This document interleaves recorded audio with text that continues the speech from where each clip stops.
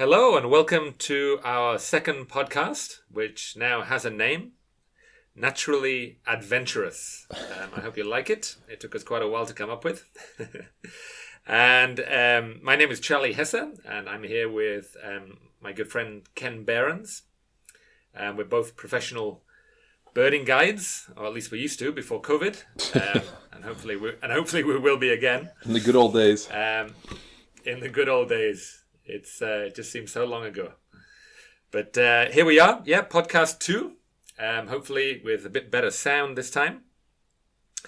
I want to just mention a little project that we've been doing while we've been out of work. We've been doing some virtual tours, which many of you may have watched already. But if you haven't, please check them out. If you go to tropicalbirding.com/virtual-tours, then you should be able to find a whole array of virtual tours there. And you can see all photos and videos and all sorts of material on some really great places. So, please check them out.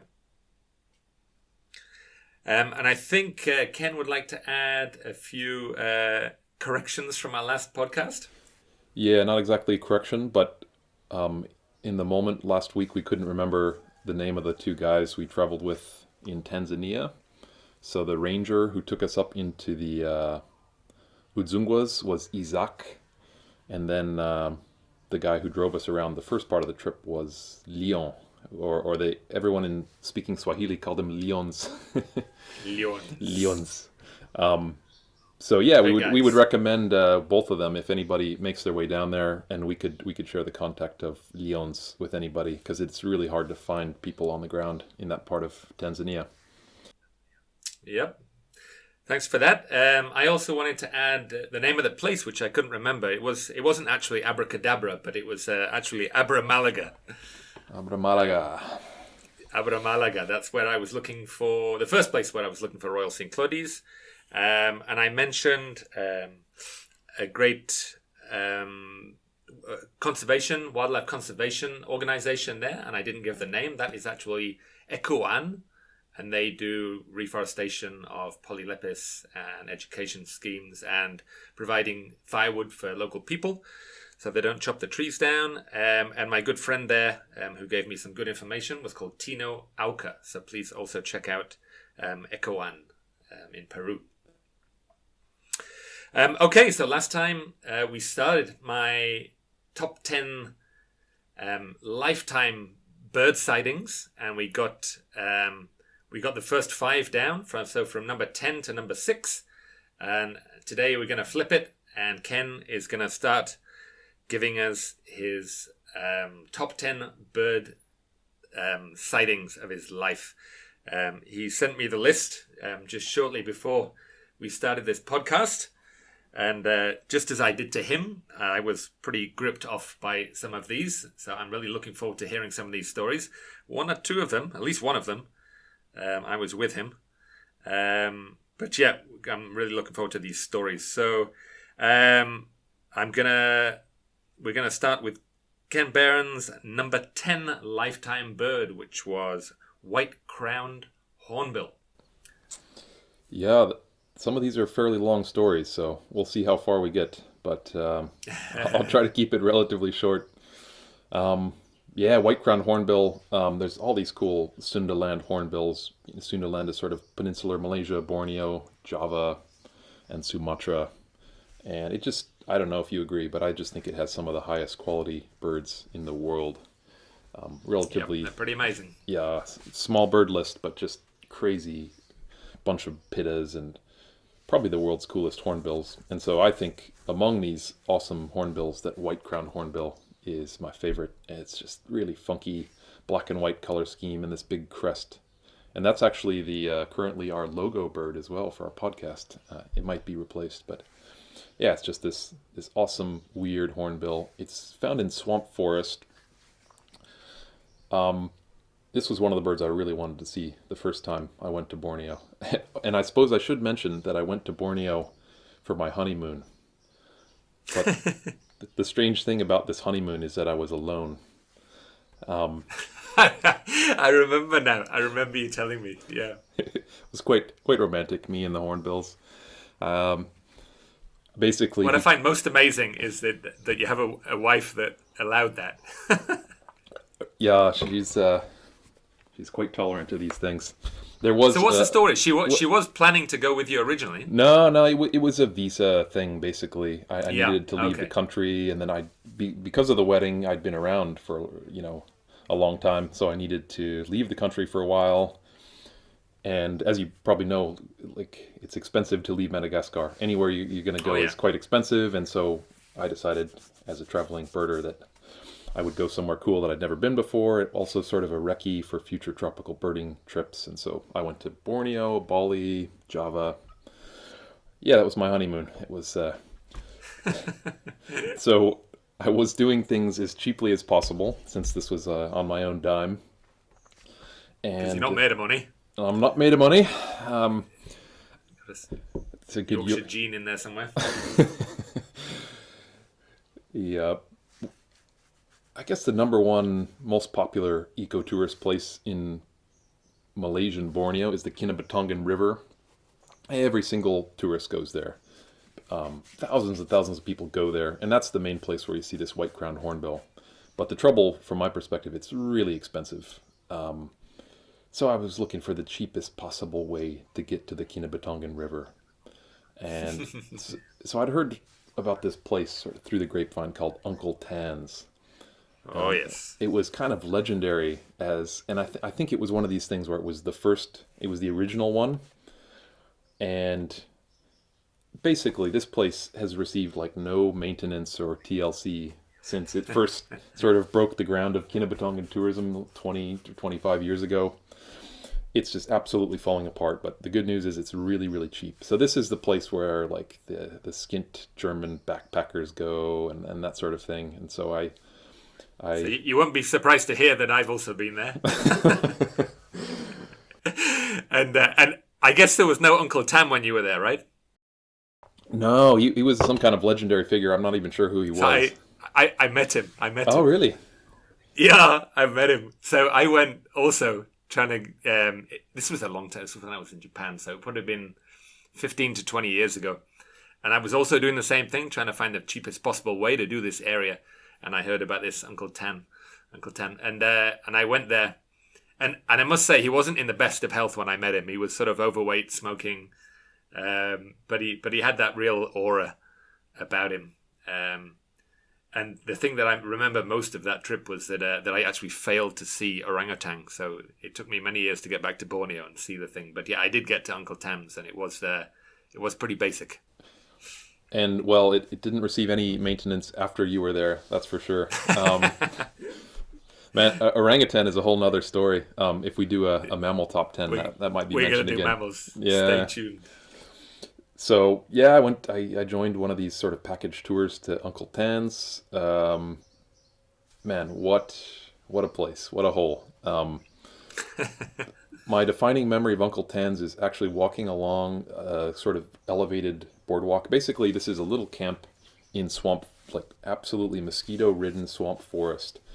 And so the only way you can walk around is on these elevated like boardwalks. But they haven't been maintained for 30 years. And at some point, I literally fell through the boardwalk. I mean, the wood collapsed, and I like fell through to my chest among this like jumble of smashed wood. It was dramatic. With your lightning reflexes, you managed to catch yourself. I take it. And I don't think I caught myself. I think I just fell straight through, like into the mud. Right. All right. And man, the sleeping Soft setup landing. at this place was basically it's mattresses on the ground. It's probably exactly the same as when you were there. You know, it's kind of communal. So there's like 4 people in a row on a little mattress with a mosquito net. There's no fans, and this place is just bloody hot. I mean, I think I spent 3 nights there and just barely slept the whole time because it was just virtually impossible to sleep. And the time when you got really tired was like middle of the afternoon. You want a siesta and you lie down and you just kind of wake up like in a pool of sweat because it's just so warm. Too hot. Yeah. So Uncle Tan's was quite the experience. So the local guys who run the camp would take us out on little boat trips to try to look for crocodiles and water monitors and maybe pygmy elephants and stuff. They're really nice guys. They don't know a lot about nature. I was desperate to see this white-crowned hornbill. So one late morning, you had like an early morning boat ride, and one late morning they offered like a jungle walk, jungle trek or something. I thought, oh, this is my chance to see the hornbill. So, it was like 20 backpackers and I, and then the local guide. And we started walking around in this swampy, mosquito-ridden patch of forest. And I was talking, the whole time I was sort of pointing out birds to these backpackers. And at some point... And the guides as well, probably. Yeah, they had no idea about birds. No.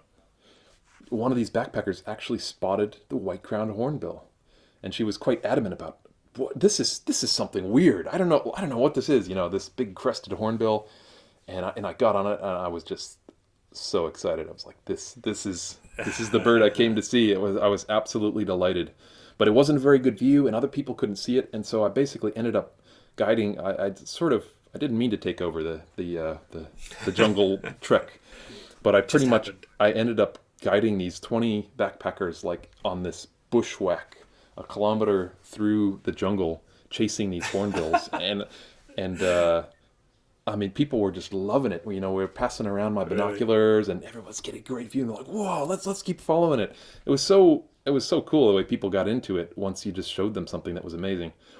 And I just remember cool. we got back to the lodge, and it was super late because this jungle walk was like 4 times longer than the normal jungle walk, and it was like 1 p.m. or something, and it was unbelievably hot, and people were just so excited by this. They were like, "Let's go out again. Let's have some food, and let's go back to the jungle." So it was pretty fun, and I was delighted to get my budget white-crowned hornbill. That is awesome. Yeah, you often find in these kind of places that if you go to a real budget place, you're the only sort of birder there, because most birders are in the nice lodges down the road, and you end up with a bunch of backpackers. And it is quite nice to sort of expose the other people who were all there for nature anyway, but they haven't really been exposed to birds and things like that, to see the the value and the beauty in it as well. These people tend to look at such a narrow spectrum of what's available in nature, and often all it takes is just pointing out that there's all these awesome birds for them to get quite excited about it, for sure. On that trip, I took a bunch of decent photos, and I sent them to everybody after the trip, and everybody would love getting a photo of the hornbill. It was birding isn't nearly such a weird niche thing as people imagine. I think you just look at the way little kids tune into birds, like they just haven't been trained to ignore birds. I think often on these things, you'll be doing a little nature boat ride or walk, and it's like, monkeys. Oh, monkeys are like the sort of first prize, and then any kind of, like a crocodile or a big lizard or something like that is second, and then birds. It's just like ignore. It's got to be pretty cool it's got to be big, and I think it just takes a bit of getting used to being able to see them, because they don't stick around. You've got to really get on them when they're there. I guess there's a little bit more skill involved in just getting in position and then lifting binoculars and aiming them properly, and there's a little bit of a learning curve. And using the binoculars, even that takes a bit of getting used to, I think. Yeah. I mean, it's always amazing when you are like in the Masai Mara or in Serengeti, and you see these people driving around all day looking for wildlife, and nobody has binoculars. I never understand that. Amazing. Because even if you're just looking at mammals, binoculars are just your best friend. Yeah, it's very strange. I actually saw this hornbill earlier this year, like in February. Yeah, in February, in my Thailand trip.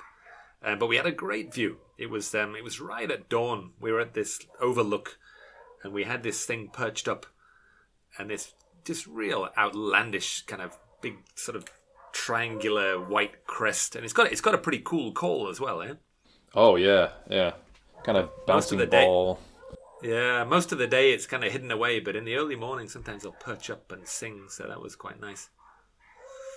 Anyway, great story. Yeah. We're going to move on to your number 9, which is from your new adopted home of Madagascar, the Scaly Ground Roller. Yeah, that's my absolute favorite Malagasy bird. It's one of these things where I just love seeing it every single time. But of course, there was a first time when I saw my first Scaly Ground Roller. You never forget your first time. It was. So I was doing a recce trip of Madagascar with another tropical birding guide, and well, as you know, since you've guided Madagascar many times, there's 5 species of ground rollers in Madagascar. It's an endemic family, and they're all just awesome birds. Like, you can easily make a case that any one of them is the coolest of the 5. I've heard cases made for all. And of course, on my first trip to Madagascar, I wanted to see them all. We actually missed the rufous-headed, and we'd missed the scaly, and it was our Who was guiding? Josh Engel. He was okay. a former tropical birding guide. Guy from Great Chicago. guy. Yeah, great guy. It was great fun to travel around Madagascar with Josh.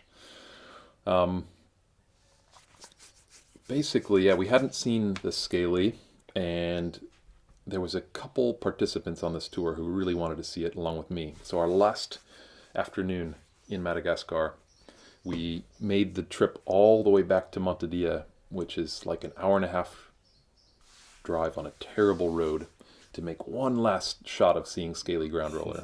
And the chances were not particularly good because it was afternoon, and it's just this very, when it's not vocalizing and not moving around, it's just a tough bird to see.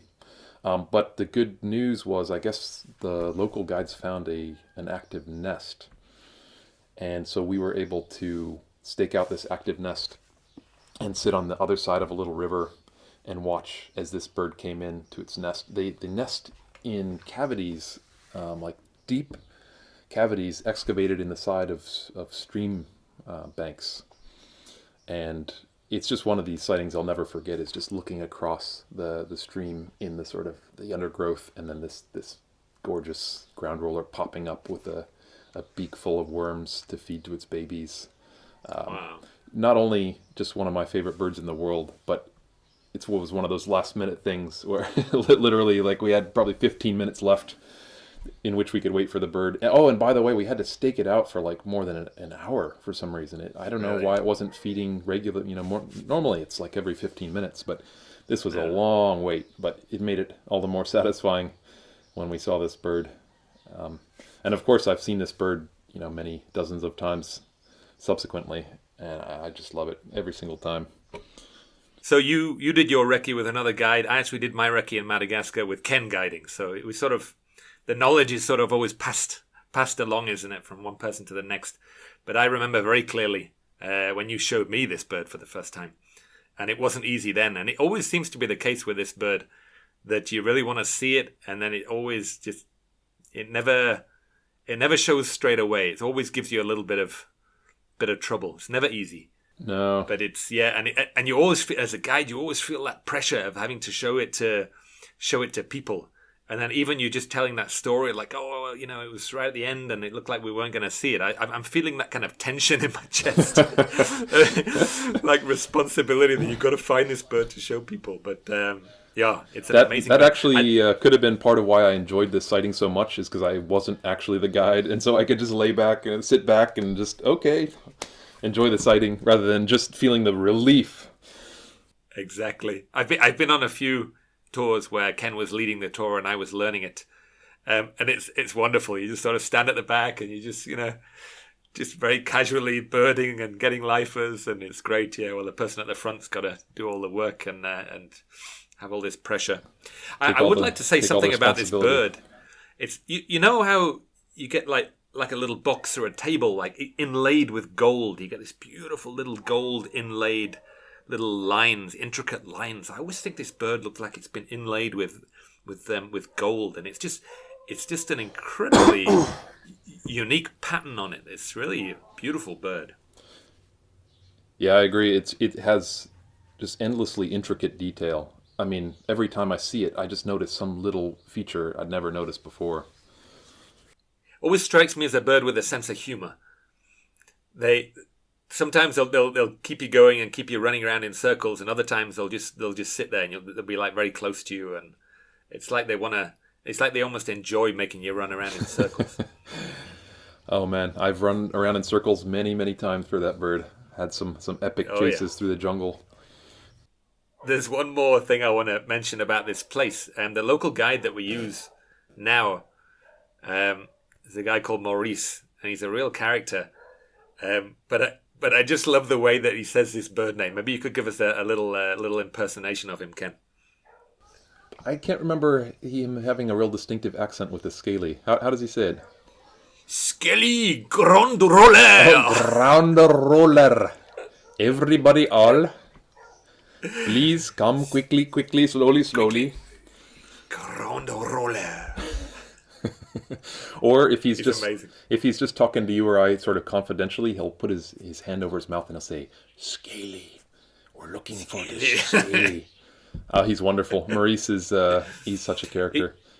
He's worth going to Madagascar just to see this guy. He's that. I was going to say that at this point in Madagascar, in guiding in Madagascar, the thing I really enjoy most and look forward to is just seeing this cast of characters, which is all the local guides scattered around the island.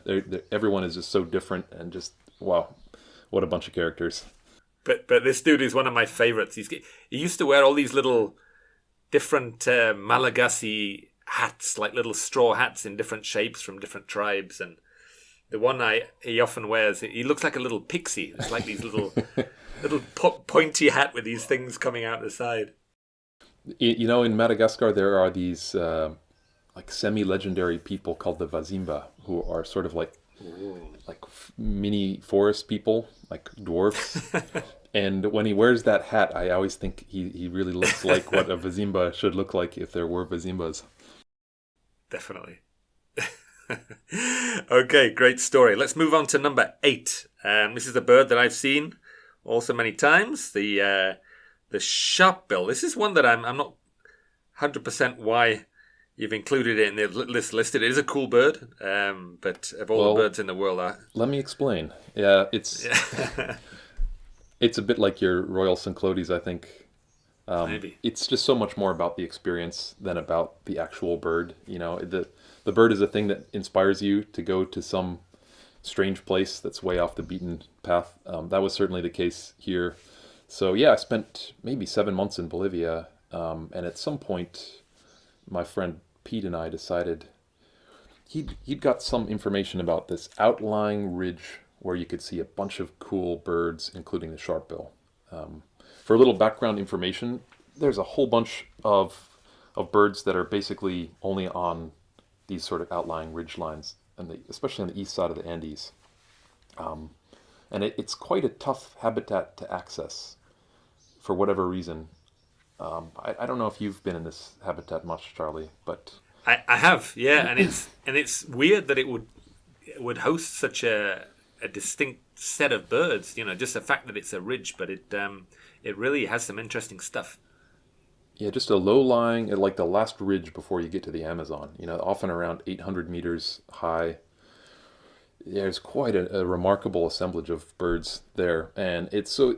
I've been to South America several times. I spent many months in different places, and this is one of these things. I just kept seeing it in the field guide, and it just looked so cool and different and distinct. And those are the birds that really excite me. Is not just a slightly different version of something else, but something that's just totally its own thing. So the Sharpbill, I think now, well, it depends on your taxonomy. I think some people now lump it in this weird family with royal flycatcher and some other flycatcher. So it's in any case, it's a real taxonomic enigma, and it's just totally unlike any other bird. It's this little sharp-beaked bird with this kind of scaly pattern underneath. But basically, we'd heard about this place where we could access an outlying ridge where we could maybe see Sharpbill. And we spent days getting to this place. Because you know how travel in Bolivia is. It's just very rough roads and very unpredictable sort of bus schedules. I remember on our way down the Andes, because we were in La Paz and we had to make our way down to the lowlands. At some point, we were just barreling down a road that was basically one lane in a big bus at full speed. Is this the road of death? It wasn't actually the quote death road, but it was the same idea. So we were going around a curve, and another bus was coming up that road at exactly the same moment, and we basically both drivers just slammed on the brakes.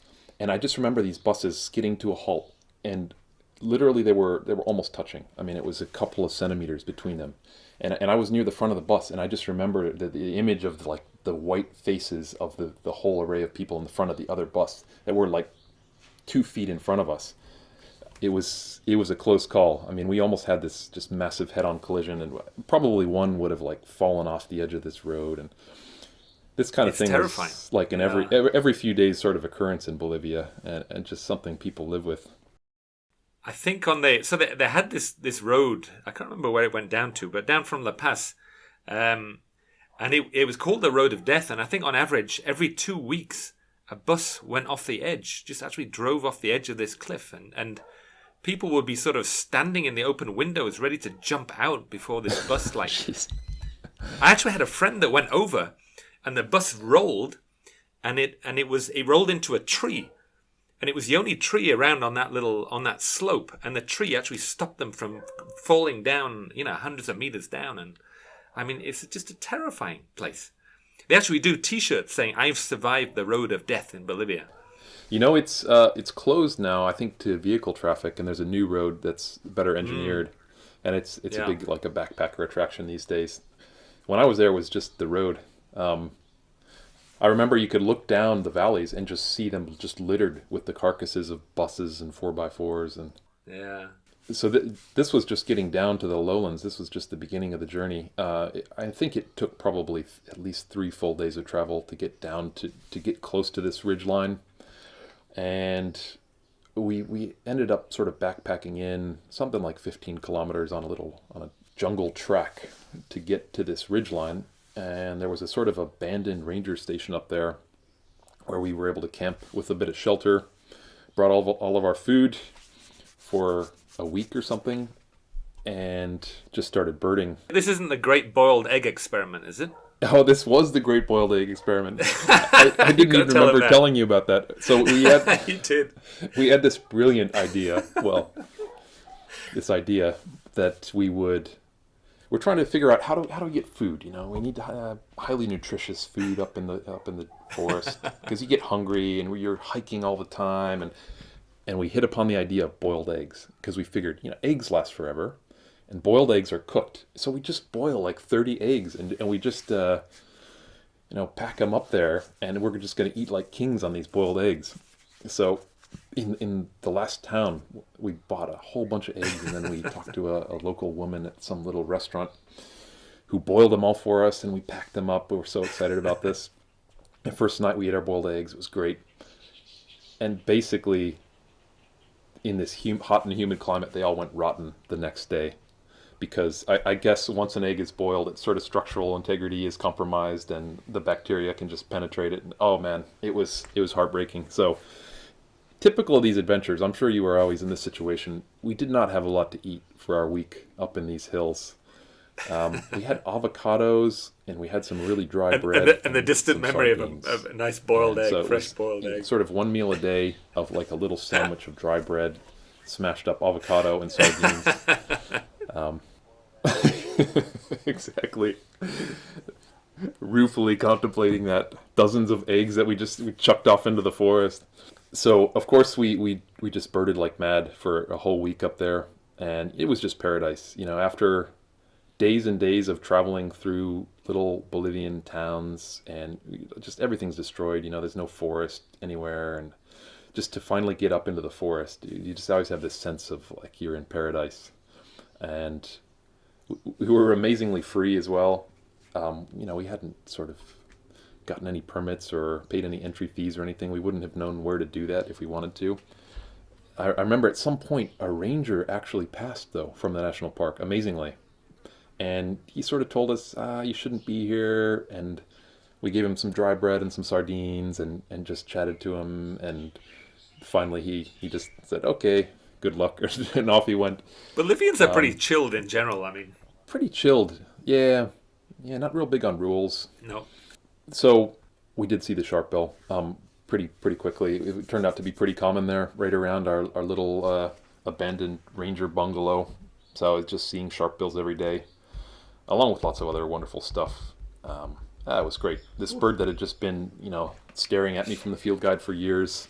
It's often the last bird on the page as well. It's like a pager, and it's not just in one book. It's like spread all from Central America all through South America. But it's a kind of a bird that you always struggle to find. So it's often like the last bird on the page that you want to see. Definitely. And I think these kind of birds, I always have a sense that they're like a portal to some really cool place. Because if I haven't seen this bird, then it must be in some kind of weird corner of the world or some kind of habitat that I haven't been to yet. And that certainly was the case with this outlying ridgeline. It was a delightful place. Oh, so I almost forgot the sort of end of the story. Mm-hmm. I guess I was filtering my water. I had a little water filter. My friend Pete was just drinking right out of the streams. This was remote wilderness, All right. And at some point, I decided, it's fine. I'm just going to drink out of the stream. And a day or two later, I woke up in the middle of the night lying in this abandoned hut, just half hallucinating. I don't know. I can't even describe the experience, but it was just this like feverish dream in which I was sort of seeing the world in colors. And I was like, I'm really sick. And so the next morning, I knew I had to get out of there. But the thing is, at this point, we were, it had taken us 3 or 4 days from La Paz to get down there. So, and the prospect of doing that in my condition was not great. But what are you going to do? At least, okay, we'll get back to the next town. And this day, we had the most remarkable run of luck I've ever had in South America backpacking travel. Wow. We like 4 different conveyances all connected within minutes. And we ended up in a small town, and there just happened to be a domestic flight that was going to La Paz in like 30 minutes. Wow. And the tickets were really cheap, and we actually found ourselves back in La Paz by that afternoon. And it was funny. The journey was so easy compared to what I was expecting that I thought, I'm fine. That's not the normal run of events in Bolivia. Normally everything just goes to shit. It truly seemed like a miracle. It was Wow. unbelievable. 7 months in Bolivia, and this was the only time this happened. I felt so good getting up in La Paz. It's nice and cool, and you're up in the mountains. I felt so refreshed. I thought, yeah, maybe I'm okay. So we sort of went out and got pizza that afternoon, and then I basically just went to bed for like 20 hours. I didn't go to a doctor, and I sort of laid in bed for a couple days. Oh, by the way, I had pretty severe gastrointestinal distress. Oh, yeah. Finally, I decided I should go to a doctor, and it ended up I had amoebic dysentery, Really? and that's pretty easily sorted out with some medication. And so I was fine in another sort of week or 10 days. But I guess I paid for the Sharpbill. Wow. That's a great story. Have you had amoebic dysentery? I've had Giardia, which was also not much fun. But yeah, I may have had it. I've had so many bad things like that it's hard to put names to the faces, Yep. I guess it's one of these things that used to just kill people before there was effective medication, just like Giardia and all these things. Ooh. Anyway, we're going to move on. Those first 3 were not too painful for me, but from now on it's going to get more and more painful. Number 7 is the red-tailed Newtonia. Is that right? Yeah, red-tailed Newtonia. So I've guided many times in Madagascar and basically seen all the birds that's possible to see in the places that we go on tours. But yeah, there's one endemic that called this red-tailed Newtonia that's totally off the map. Little brown bird, but it's actually a trip. And Ken's actually told me this story before, and it's actually a trip I really, really want to do. So I'm looking forward to hearing the details. Yeah, so there's around 130 endemics in Madagascar, if you count the regional endemics that are shared with the Comoros and Mascarenes. And yeah, some of them are not that spectacular. But when you live on an island for 7+ years, you end up really wanting to see all the birds. And you've just visited, but you still really want to see all these birds too. I think it's the nature of the obsessional nature of birding, I guess. I guess if this was last year, This was the last Malagasy endemic bird I had not seen. That was definitely eating away at me. It's a really strange thing. There are fairly widespread records of this bird across Madagascar, but there's only one place that it's regularly seen, which is down in the far southern Madagascar, and it's just not a place you go normally for any reason. Certainly for a birding tour. Some people add it, but it's one bird. But anyways, we did a family vacation down to extreme southern Madagascar. There may or may not have been a bit of an agenda in the back of my mind about getting to see this red-tailed Newtonia. Actually, at some point, I think we were talking about like going to Fort Dauphin on a family vacation, and sort of at the same moment, I was like, red-tailed Newtonia, and my wife said her sister's name because her sister lives down there, and so she was thinking, I get to see my sister, and I was thinking red-tailed Newtonia. So yeah, I was pretty excited about getting to see this last bird. But you're probably also excited to see your sister-in-law. Of course, she's a delightful person. Yes, people are important too. They are. I often find myself talking about the virtues of going to a place. If there's a place I want to go and see a bird, I will also point out the non-birding highlights of that location just to sort of forward the sell. Yeah. No, they've got great architecture there and really nice museum, and yeah, just so happens there's a bird nearby I want to see. The cuisine is just renowned, and I think there's cooking classes. I like cooking classes too, but me too. Not as much as red-tailed Newtonias.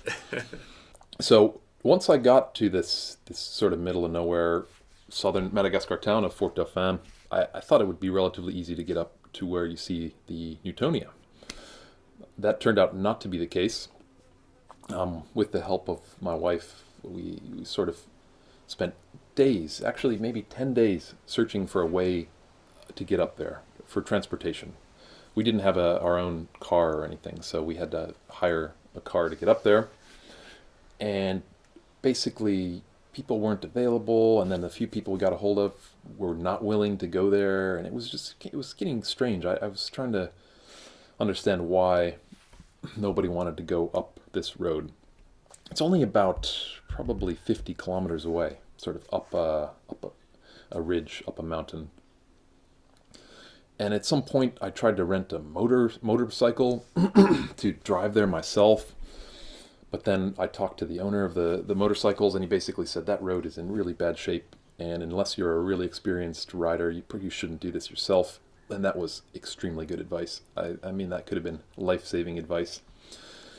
So after more than a week of trying to negotiate transport up to this site, we finally hit upon the idea of hiring a guy with a motorcycle who lives on the other side of that ridge, because people regularly do this road. The people in town didn't want to go up there because the road was terrible, but this guy would be willing to do it. And so planned this out and asked him to come at like 4 a.m. He showed up. I loaded up my backpack with what I needed for a day of birding, and off we went. The badness of the road had not been exaggerated. If anything, people just hadn't even come close. I mean, I think it was the worst road I've ever seen anywhere in the world. I think a Westerner's definition of a bad road and a Malagasy's definition of a bad road are pretty worlds apart. Exactly. People who haven't traveled widely in undeveloped countries just won't even have a sense for what a truly bad road is, what it really entails. It's sort of a raised road, which theoretically would be a good thing, but then the middle part of it was essentially hollowed out by extensive use, and then it had filled with water. So the road was essentially just this swamp that just ran for 10 kilometers or more of the total distance. It's just this sort of self-contained swamp. So the only way to navigate was essentially to go along the side on these tiny little slippery, muddy paths. And then from time to time you had to cross the swamp because one of the paths would give way for some reason. It's hard to describe, but basically I theoretically was riding on the back of this motorcycle, in reality, I walked probably half of the way because the road was so bad that there was just no way. It was unsafe to have a passenger, and so the driver would just sort of wrangle this thing through the mud, and I would walk behind and going through the mud. At some point, there was the worst point in the road. It was this mud hole. It was like 2 feet deep of this like sludge mud, and the only way forward was through this mud hole. And so he and I just wrestled the motorbike. This is a pretty heavy motorbike, It wasn't easy to wrangle it through these things. He and I, we were both just yanking on this bike with all of our force, and we barely managed to get it through this mud hole. It was just exhausting. And you can imagine, after you do something like that, you're covered head to toe with mud. At some point, we stopped in a little village, and I must have been quite the spectacle. This foreigner, just absolutely filthy, covered in mud, and they must have just thought, "What is he doing here?" How would you even explain? So it ended up taking 4 hours to get to the forest site that has red-tailed Newtonia. Just absolutely crushing, physically crushing journey. With the prospect. There were people there. There was park staff there, or what? No. There's absolutely no one, which is how I like it. It's just the middle of nowhere, just a road that basically goes through a little bit of forest. So I got there, it'd taken at least 4 hours to get there, and we're facing the prospect of having to go back as well. There's nowhere to sleep. I didn't have camping gear. So I felt pressure to find this Newtonia as quickly as I could. And of course, there's no certainty you're going to find these things, although I'd heard it's pretty common once you get up there. So I was sort of starting to bushwhack around and look around and bird the way you do. And I guess I went through a patch of leeches, of terrestrial leeches, which they're normally not much of an issue in Madagascar. So I hit the worst patch of leeches I've ever hit in Madagascar. Wow. And at the same moment, I realized that like 30 leeches were starting to gnaw away at my legs as I heard the red-tailed Newtonia. So this was an easy choice. You've got to put that out of your head. Exactly. Pain is only in your head. Go for the Newtonia. I sprinted towards this Newtonia, and I called it in, and it popped up, and I got a great view. And as soon as I'd had a good view, I just tore off my pants, tore off my boots, tore off my socks. It's just blood everywhere. It's basically this melange of blood and mud. It was a mess. After that, I did a bit of birding, got some good views, actually got some decent pictures of the Newtonia, which was good, working on a field guide of Madagascar birds. Actually found a little stream and got to wash up a bit, felt almost human again, had some cheese and bread. And then we had to do the 4-hour plus trip back through that worst road I've ever seen. Was it any easier going back? No. It usually is, right? When you're a terrible road, psychologically, like when you know how long it is. But it was just as bad on the way back. And I think the problem was we had this weird mechanical problem. The chain on the motorbike basically had just been bathed in abrasive mud all day. And then it had started to wear the teeth off the sort of the gear. Right. And at some point that gear just broke. And we were a little over halfway back as we were faced with the prospect of just being stuck there for the night. And in one of these ingenious Malagasy repairs, they managed to get the motorcycle going again, and we got back just before dark. It's quite a day. Most developed countries, they'd have to send for a part, and you come back. In Madagascar, they just fix stuff. Macaplan. Yep. Yeah. Yeah, it's something I love about Madagascar. It's impressive. Just kind of a and you know what else it was they do that is in Bolivia. They're just amazing at fixing Absolutely. stuff. I had a motorbike repaired, and the things that were used to repair it were a Coca-Cola can and a machete. I think maybe one of the pedals fell off, or maybe the gears fell. Anyway, he sort of tore this little Coke can apart and hacked it with his machete and rolled it up and spun it around, and he just made this part that was missing from the bike. It's absolutely amazing. It's something that's largely been lost in developed countries. Yeah. So yeah, it's a great story. Yeah, I hope you've kept the guy's phone number, because I really want to do this as well. I think at certain times the road is a lot better. I just had bad luck in that it was especially awful. It was just really wet. But I am pretty amped to do that. It sounds. Some people might not think being eaten alive by leeches and traveling along the worst road of your life sounds like fun, but to me it does.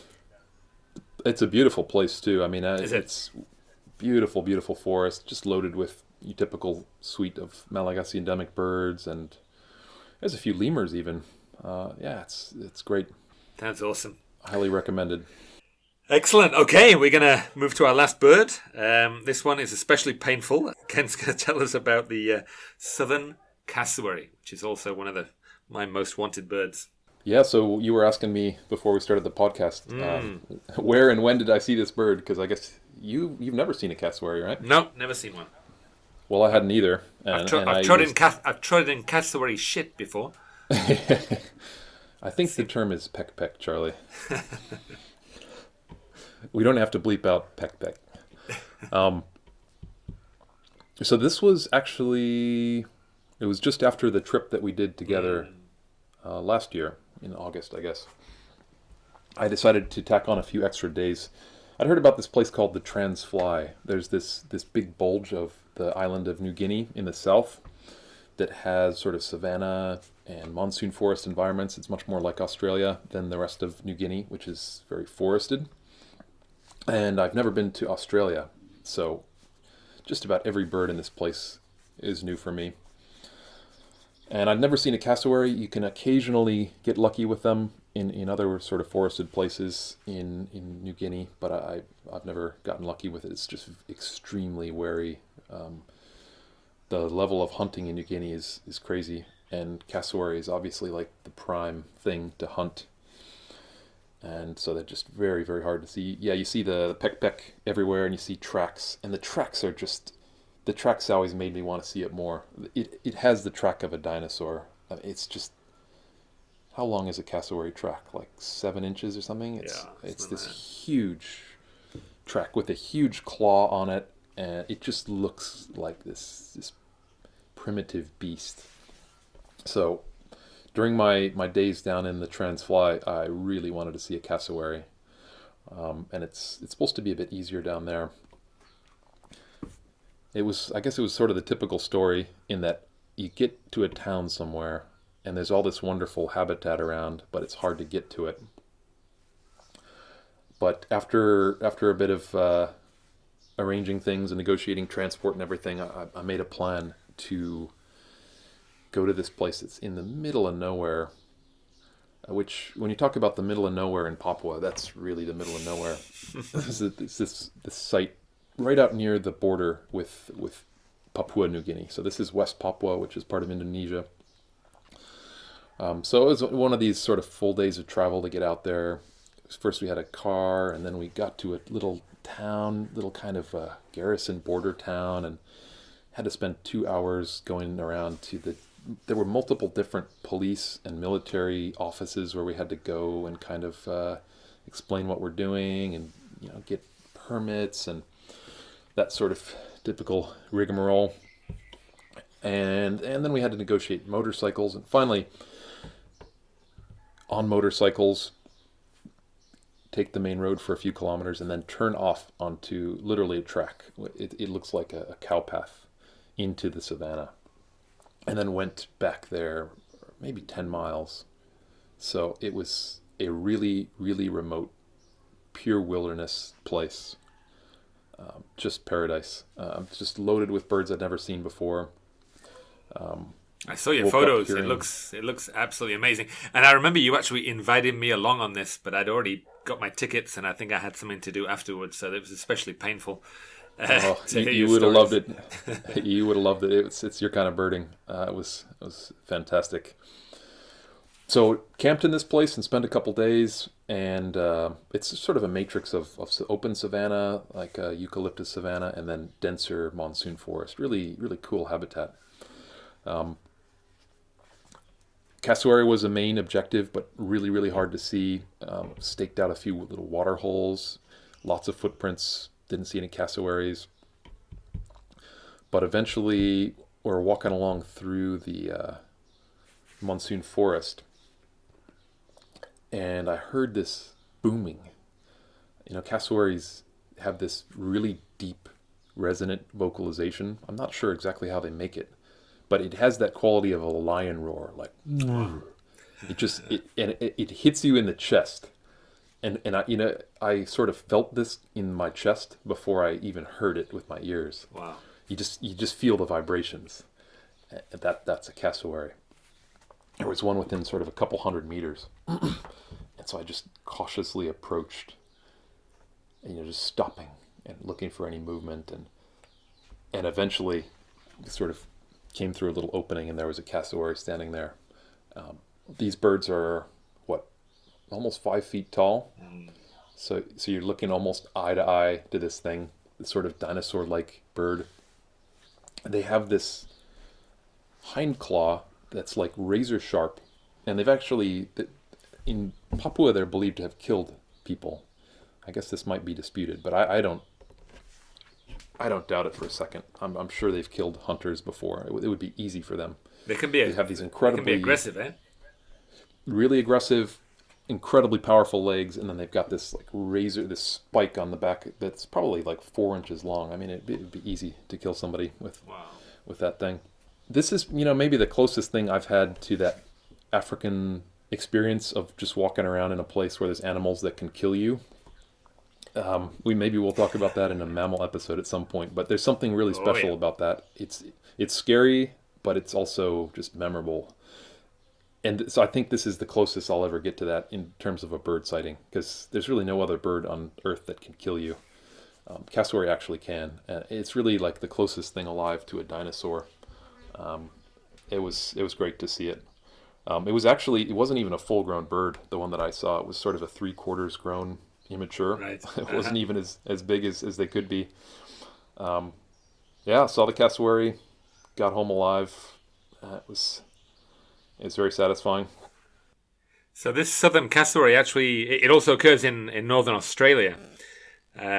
So Ken and I had a trip planned to Australia this year in October, and I was really hoping to see it then, but with COVID, it's been postponed until next year. I'll say I'm pretty happy to have seen like a fully wild Papuan cassowary, and not one in Australia that's kind of wandering around a beach. Yeah. It's the kind of domesticated cassowaries you get in Australia. Well, I'll take it. But your experience did sound cool. Yeah, I'd love to see the dwarf up in the mountains. Oh, yeah. I've actually been writing about these recently. I'm doing a bit of writing for Cornell.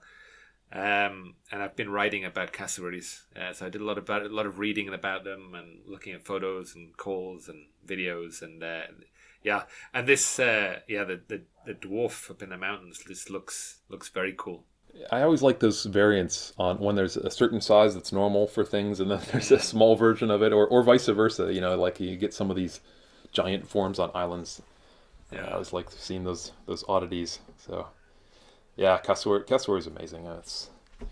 I've never been that excited by any of these primitive birds before. My first ostriches or whatever, I just kind of had a hard time believing they were actually birds. But cassowary really excited me. It's got something, I think, just because they're forest birds rather than walking around in grassland or whatever, a lot more difficult to see. And then just kind of weird looking with this kind of...